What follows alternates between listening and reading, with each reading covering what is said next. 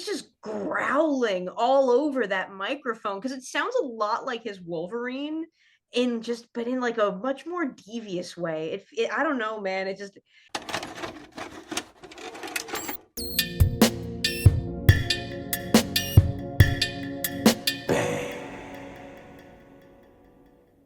Hey there, Toonami faithful, and welcome back aboard Toonami Absolution, where we talk about the shows that made us us and the shows that made you you. Once again, we are your hosts. My name is Alex. Oh, I'm Sam. And I'm John. He's trying to think if Piccolo happens to the best of us. Dragon Yeah. Ball Z Ocean, Episode 3 and Episode 4. Gohan's Hidden Powers debuted September 27th, 1996. Made up of Piccolo's Plan, the rest of it, and Gohan's Rage. And then Goku's Unusual Journey debuted October 4th, 1996. Consists of Gohan's Rage and No Time Like the Present. So we're fighting Raditz. We're still fighting Raditz. We've got to teach the kids early on that a Dragon Ball Z fight does not last for one episode. It's not like Yu Yu Hakusho where we have like one, maybe two episodes for a fight. Only the final boss gets a little bit more than that. No. We have multiple episodes. Also, like for it lasting as long as it does, it's kind of impressive because it's pretty one-sided for most of it. Yeah.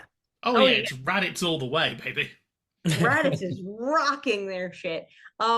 Before we get into that, because I did kind of start talking about it, and we did just come off of talking about Beast Wars, peek behind the scenes. Scott McNeil's Piccolo is flirting with me too much through the screen, and I don't know how to feel about it. Like, why is he so licky? This is like comedy Piccolo as well, which is kind of funny. Like Piccolo has got like a list of one-liners prepared. He's just growling all over that microphone because it sounds a lot like his Wolverine but in like a much more devious way. I don't know, man. It's very flirtatious in those moments. Makes me wonder if the charge is the gather energy of it. It's just to think of a joke. Like, I've got to think of the kill quote first. Got to think of how I'm going to sound when I do it. I do have to point out just really quick. So there's this line that Raditz has where it's like, "Have you seen my arm? You can't miss it. It's green." And I can't believe that that's the actual line.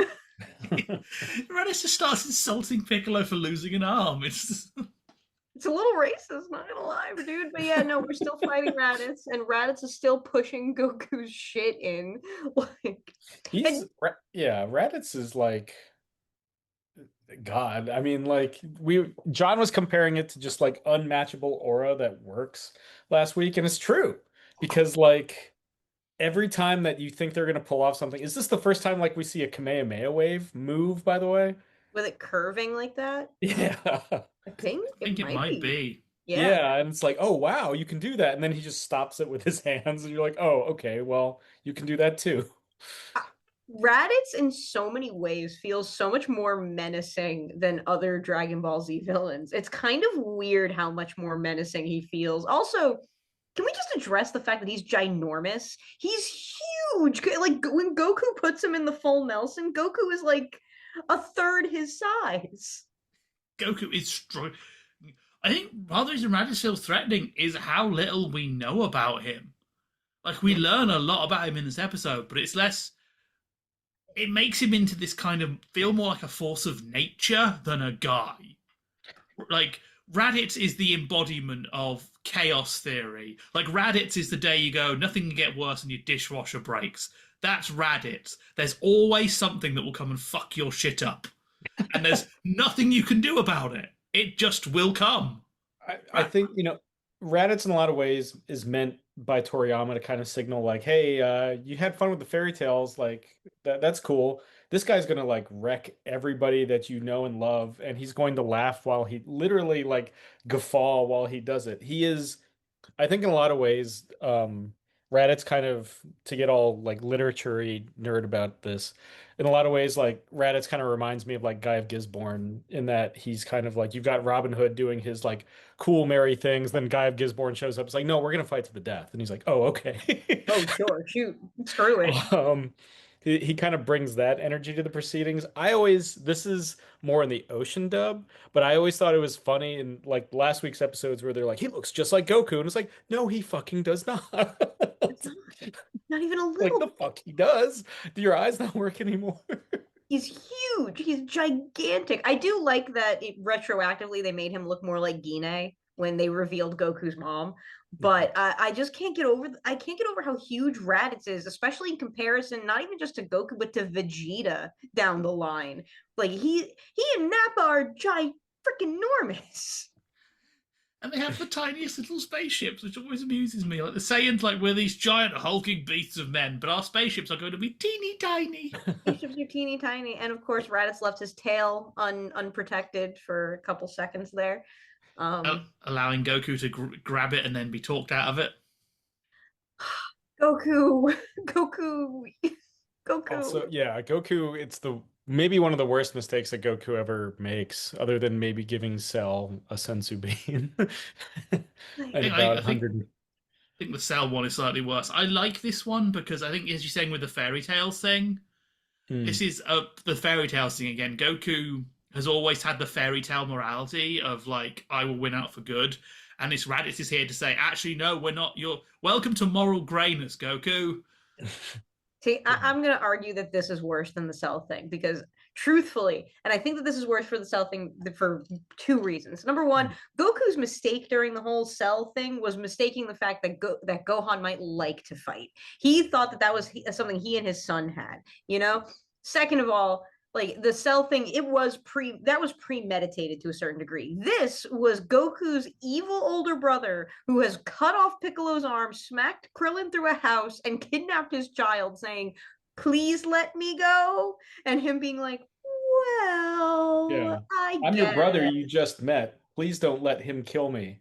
Fine. Fine. Like, I don't know. I feel like this might be one of the dumber things that Goku does. I do think it's just genuinely dumb. Oh, it's stupid, but I like that he gets punished for it, which I think is what makes it work for me, in that he pays for his idealism here. Like, he gets his shit kicked in and dies because of it. Almost. Oh, go ahead. Almost immediately when he lets go of the tail, too, right? It's almost like his grasp just happens to falter. And that's enough for Raditz to be like, good, cool, bang. Like, we're good. So I do have a question. You ever think that Piccolo rubs it in like Tien and Vegeta's face that he's the one that killed Goku and neither one of them got to do it ever? Like, you think he ever rubs it in their face a little? He clearly does. Yeah, Vegeta for sure, right? Because I think there's a Team 4-Star episode where they kind of like, Piccolo and Vegeta are kind of sitting there and Piccolo's like, you and I have never actually fought, have we? We've never actually fought, have we? Oh my God, we've never actually fought. Since we keep invoking Vegeta, do we want to talk about our brown-haired beauty in this? Shiny Vegeta?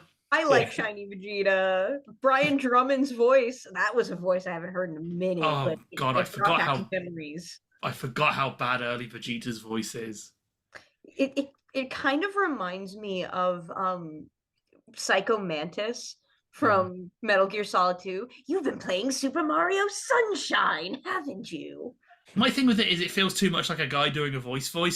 It doesn't feel like natural. It feels like he's putting on a fake voice, which is kind of always a bit of weird with voice acting, which it is putting on a fake voice, but when you can tell, it's I've always want to believe that the rumor is true and that this was Toei guessing the colors because the manga wasn't in color yet.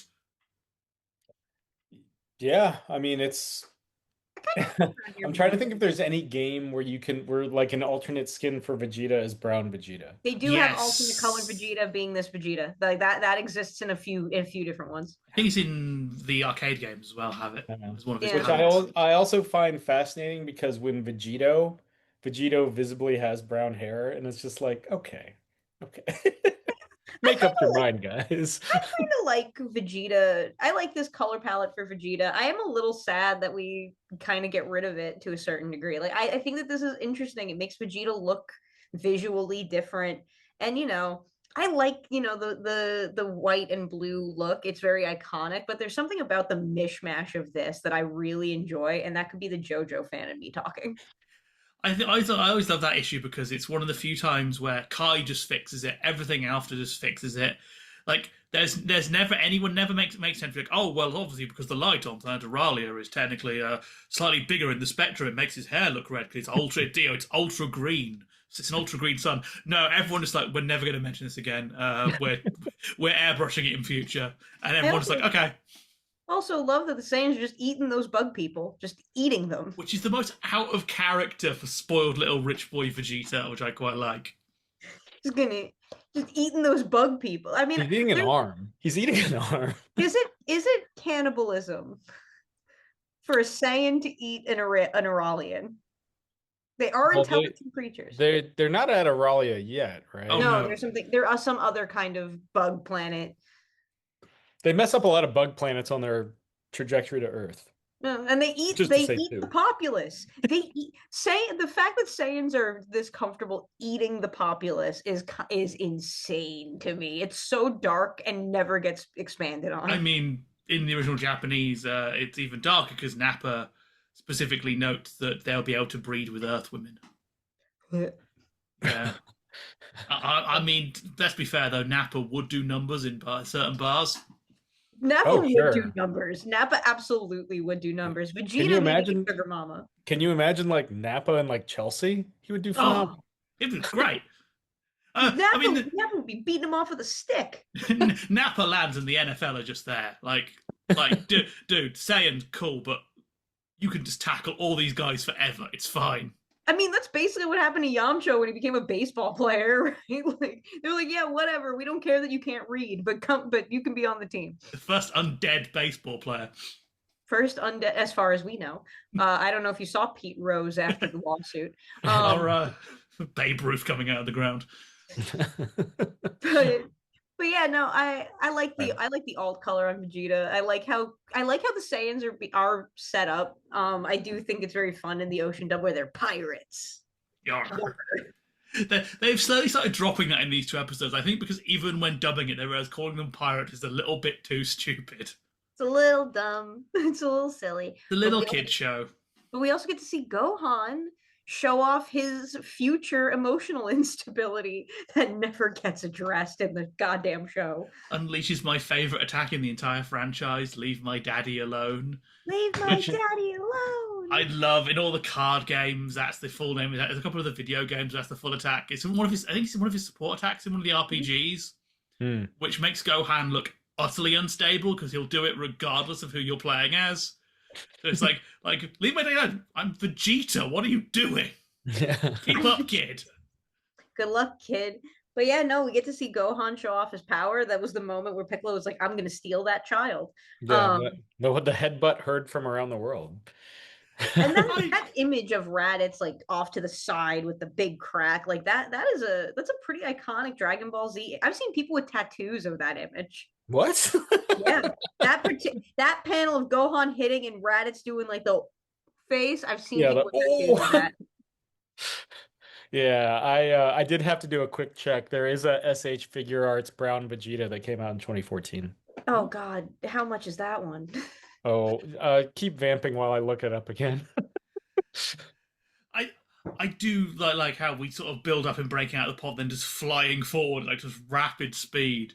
I think it's also because he has his arms back, which makes it look hilariously brutal. It really hammers home. This isn't like a spear or a tackle.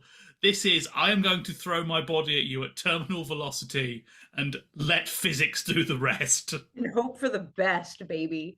Like, how much?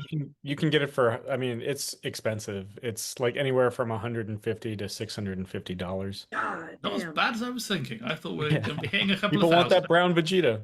People want that brown hair Vegeta. That's the Vegeta. That was the Vegeta that Bulma fell in love with. But yeah, it's Gohan has his freak out. I do like Raditz's little internal monologue as he's about to kill Gohan, where he's like, you are a true Saiyan warrior, and you will die as a true Saiyan warrior. I always liked, and this, I feel like a lot of people don't like comment on this. It isn't technically the special beam cannon that kills Raditz. No. We get the, whatever Piccolo does off screen to mortally wounded Raditz is what the killing blow. And the cut in that isn't an edit. It's a cut in the original as well. We just don't see it. You have to imagine that Piccolo did something horrible to him because this is still evil Piccolo, so you can't imagine it was nice. I just assume because like Raditz, we see Raditz's face later and it's like intact and everything that he like reaches in and like pulls out his heart like Kano or something. Oh, like in JoJo where he reaches in and just like Yeah, he's got the Bucciarati. He He can unzip people. stretch his arms via the mouth. Yeah. then of course we have Goku with a giant hole in his chest that has no blood on it. We should probably get into this. This gets a lot of fun edits over the years because they are very unsure what to do. We'll start with Gohan's hidden powers. The big edits here is we just lose just a lot of the general violence we get cut around as a sort of an attempt to remove some of the more intense moments. But so far, Gohan's hidden powers is the most intact of any of the episodes. Goku's unusual journey gets cut to ribbons. We lose a lot of scenes. All the scenes of Chi-Chi are gone because who wants to see Chi-Chi? It's a shame because they're some of the best bits. Raditz splitting up blood. The blood around Rabbit's face is gone. Goku's blood is gone. Goku doesn't leave a pool of blood when he vanishes. They remove the scene of Bulma removing the scouter from the dead body. They just have her come up with it. And yeah, obviously the big one is we don't see the beam come out of Goku's back. The men fall down, all the blood. We do it all via cuts. I will say, to credit Ocean, how they cut around it works quite nicely. It makes a nice implied that you can work out what happened, even if we don't see the exact moment. It's not a bad cut. Like I remember watching these episodes growing up, and I never felt lost by any of it. The end of the episodes where the cuts get very weird, though, because we cut a bit with at the very end. We get cut a bit with Piccolo, and that is when Piccolo drops Gohan into the water. Oh, we cut Gohan in the water, so he just pops back out next to the water, and we cut all of the bits of Piccolo explaining what happened to Goku. So it makes Gohan into this very placid child, doesn't really care. Yeah, like Gohan doesn't have to care. Yeah, Gohan's like, your dad's dead. Okay. Dragon Balls, like, though I do have to point out, when Goku's body gets taken by Kami, Piccolo's reaction to that, and again, I think it's just whatever Scott McNeil is doing with the voice, being like, oh, he's got some kind of special plan he's doing like kind of a Metal Gear, like David Hayter thing with the Piccolo, and I think that's what's throwing me off so much about it, because at this point, I'm so Sabat pilled by how Piccolo sounds that for him to have this kind of voice is just kind of tripping me up a little bit. What else I can see is Krillin goes, who's Cammy? It's like, Krillin, you've met him. You did meet him.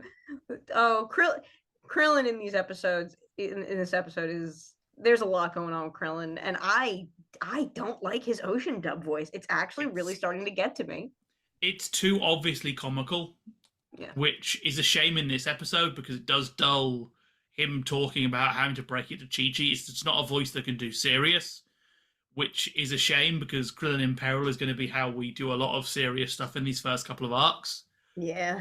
I'm hoping I'd forgotten about it. I hope it gets toned down going forward because they're going to have to do something to give him some range. I also do have to point out Bulma's voice. Bulma just being like, I was always a bad babysitter when Gohan gets kidnapped. We do always forget that a little bit as a Dragon Ball fandom, that no, Gohan was fully kidnapped by Piccolo and no one went to go get him. What I love is how he kidnaps him. I always forget that Piccolo doesn't like pick him up or grab him from Bulma. He goes, ooh, psychic floaty powers. How does he use those ever again? He uses telekinesis on other occasions. It's one of the more overt uses of it. He can also, for me, my favorite Piccolo power is that he can basically transubstantiate stuff. Oh, yeah. Like, remember when he summons the hourglass for Boo out of thin air? And it's just like, oh, I guess you can do that. He can I'm still here, I swear. I know, we know. Piccolo made you go out of focus. I love that. He can make matter. He can make matter out of nothing, and we never talk about this. I love the Sandtime one because if you watch the episode again, you'll really see it's such a little smug expression on his face. Like, I've been waiting to do this for years. I'm gonna steal that kid. The hourglass one is totally oh man, I've been working on this trick for years, and no one's ever said, "Wow, we need a Sandtimer" before. So I've never had the chance to pull it. Like when you learn a card trick, just in case someone ever mentions it, ha ha. I mean, he's a demon, but also a slugman alien, but also a demon. He's got to show off his magic powers that he has inexplicably, because these powers are not related to Ki. I just love it. It's like I'm just going to make the kid float over here, and everyone just kind of watches and goes, "Well." Yeah, he's doing some evil stuff. And I do also love the audacity on Gohan being like the second strongest fighter on Earth. Like, there's something really intense about that, being like, but Dad says you're the second strongest. It's like, oh, really? Listen here, you little shit. So I'm going to throw you at a mountain. I'm going to throw you at a mountain. Good luck. Oh. Poor Gohan. Gohan, the amount of therapy that Gohan genuinely needs at all times is crazy to me as like an adult watching Dragon Ball Z back. It must be fun, like Gohan when he gets like to university, it's like icebreakers. Yeah. Everyone's I'm grade 5 violin. I won a swimming championship. I've died twice. I've died twice, and this green guy raised me in the woods for a year, and nobody came to look for me. No one came. Remember that green guy who keeps setting up to graduation and the school play? Yeah, he threw me at a mountain once. Yeah. Again, I go back to this. The photo on Gohan's desk in Dragon Ball Super Superhero is his wedding photo, and Chi-Chi is not in the photo, but you know who is? Piccolo. Piccolo is in the photo. Be the mother you want to see in the world. Also, no Mr. Satan. No Mr. Satan. No, only Goku, Videl, Gohan, and Piccolo. They're the only ones that matter. I mean, Mr. Satan's keeping up kayfabe. He can't be seen with Piccolo because he was evil. He's taking the picture. Yeah. Chi-Chi wasn't even at the wedding. He's on old school territory guy. He won't be seen with the heels. That's true. That's fair. But yeah, no, so we also get to see the bureaucracy of the afterlife in Dragon Ball, which, we have a lot of that lately. Can I point out one of my favourite lines in that, talking of fairy tales going away, is King Yemma going, oh, yeah, Raditz turned up and tried to fight me. I think, again, because previously when we've dealt with the supernatural, it's always been this sort of that old fairy tale, you respect the demons, you treat them with this reverence. And Raditz is from a sci-fi genre where it's like, if it bleeds, we can kill it. So I don't care if you're a god, I'm going to try and take you down. And then he put Raditz in a Yamalock, which is in both dubs. Yeah. They say the Yamalock, and it's like, oh, okay. Raditz is just weak to it's just weak to submission holds. Yeah, they didn't really teach grappling as Saiyans. It makes me wonder how well King Yemma did against any number of villains that are significantly stronger than Raditz moving forward that clearly die. I mean, I think the Ginyus would have been nice about it, honestly. I think the Ginyus actually would have been kind of cool about this whole situation. They end up on King Kai's planet in the filler. So they get invited, yeah. Nappa, Cell, it's established, does raise Kane when he gets to, but then he goes to hell. They put Cell in hell. Yeah. Hell and Cell. Hiffle. Or Cell in a hell. Cell in a hell. But Hiffle, Home for Infinite Losers. We're going to be seeing that soon. Can't wait. That is a future me being like, that's one of my favorite editing things ever, because it's actually kind of clever and it does kind of fit the Toriyama-ism. It does fit the whole Afterlife being horrible bureaucracy. It does really work. Talking of just random things, we get here with Goku's driver to take him to Snake Way is Woody Allen for some reason. Oh yeah. For no reason. It's amazing. In American cartoons in the 90s, every third background character was Woody Allen, because Woody Allen is easy to do an impression of. Yeah. Do you think I could learn Kung Fu? Well, it's not Kung Fu. And that's the one time we're ever going to mention that using the Japanese name. Which was wild for the Ocean dub to actually use the Japanese name. That was kind of crazy. I was not expecting that. I would put money on it. They didn't realize it was the Japanese name, and they thought it was like Krav Maga. They thought it was like a real world fighting style. Oh no! That's what I would is what I would put money on, and they didn't pick up till later on that. Oh wait, no. These episodes were the ones recentered again, by the way. So obviously all the mentions of death were left in originally. They got cut. Except in the first episode, Raditz's mentions of death are left in. Raditz is allowed to say die. Because he's a bad guy. Yes. And then a lot of the blood. They removed some of it, but then had to go back and remove even more of it. They were just really struggling to work out where these lines for things were. Oh, you gotta love that early censorship of anime. It's so interesting because I feel like this dub of Dragon Ball is kind of like the midway point between cigarettes or lollipops and our donuts or our onigiri or donuts to what we have more today, which tries to stay a little bit more true. This feels like that midway point in that evolution. Well, I think it helps that it isn't produced by it's produced by Saban, not like for kids. Yeah. Right. No So you're four not kids. getting the one piece hammer gun contraption, or you're not getting I mean, you are getting the next dimension or other world as opposed to the afterlife, kind of like the Shadow Realm or whatever. Sending him to the Shadow Realm. Yeah. It Which has that sensibility. at least Dragon Ball gets away with it a little bit better than Shadow Realm. Because at least in Dragon Ball, you can justify like, okay, there is another world. Like we do see the other world. You know, Yu-Gi-Oh, you're just dead.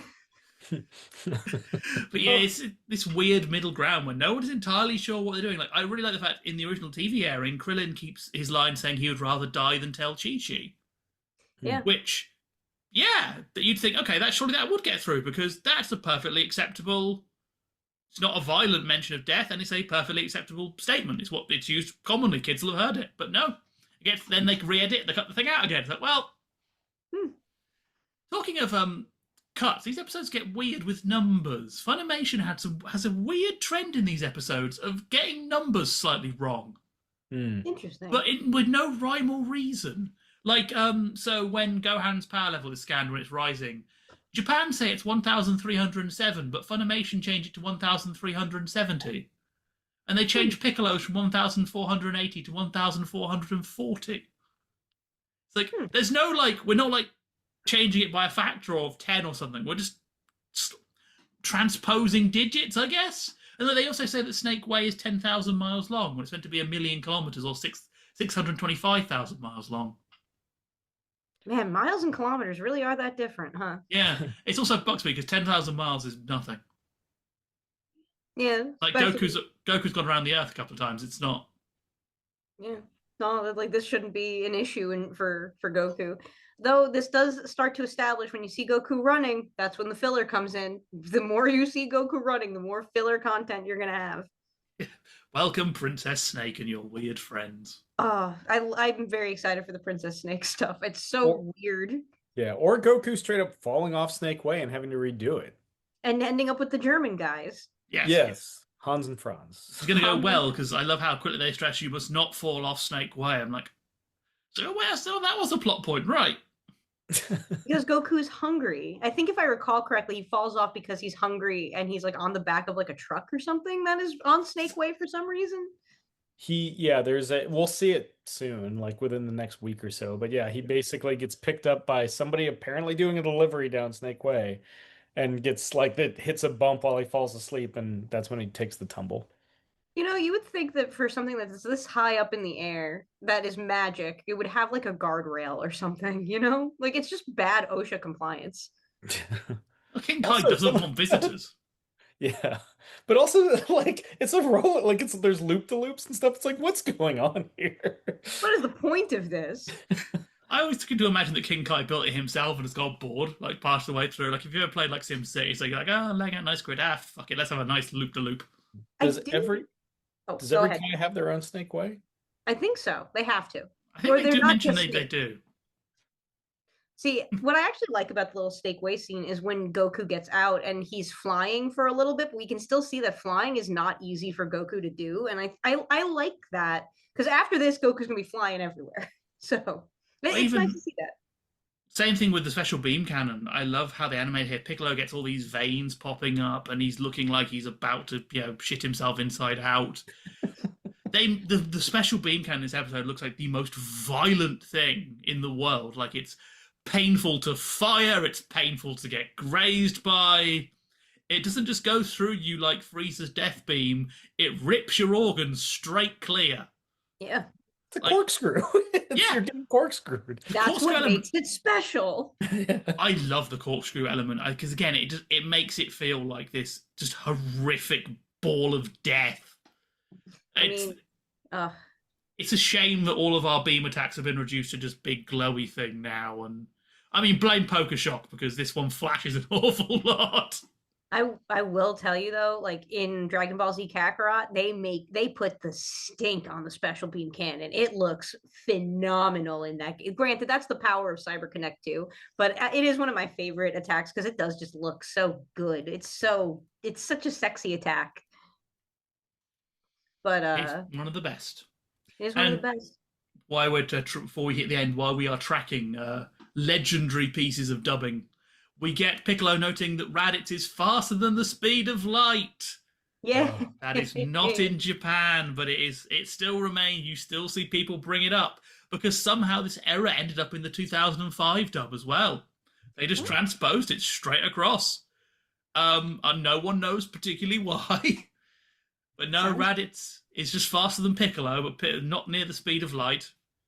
Yeah.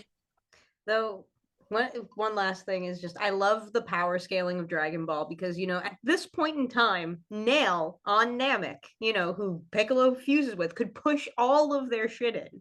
Like, at this point in time, he could destroy everybody in the cast, with the exception of, like, Frieza. So I just want to put that in scale. When we get to Nail might be the strongest character. But we do have to get some final thoughts. So what are some final thoughts for this part? It's kind of wild. As much as, like I was saying, Raditz is meant to usher in a new era.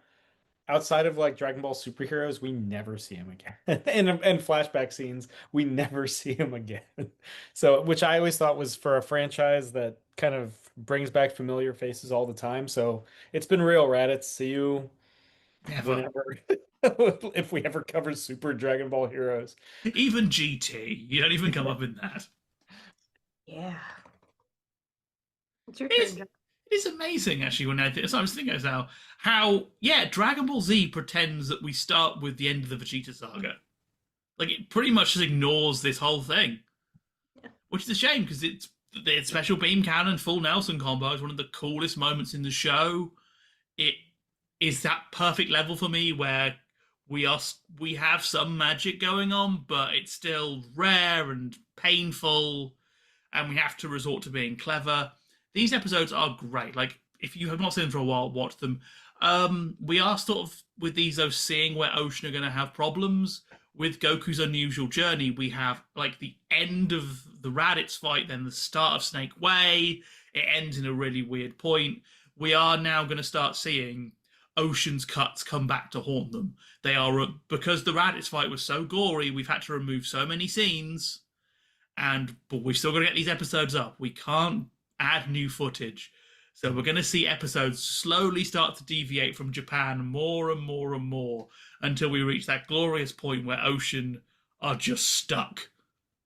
Yep. So we are on the road to failure.